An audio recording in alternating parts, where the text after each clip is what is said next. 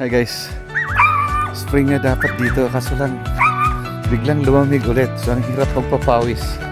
So ngayon ginagawa ko, ina-alternate ko, biking, and then following day walking, then biking, para lang pawisan ng konti. Hirap magpapawis, malamig pa rin considering na April na. Sa atin sa Pilipinas, Quaresma na. So yun, talagang kailangan pag nag-retire ka, ang focus mo is to stay fit. So dapat kung anong kinain, dapat mailabas din lahat, maliban na sa nutrients na na-extract natin sa food.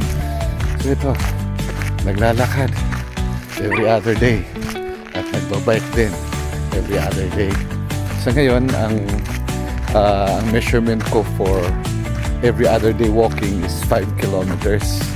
And then yung aking biking naman, ang goal ko every other day is to hit 10 kilometers every other day for biking.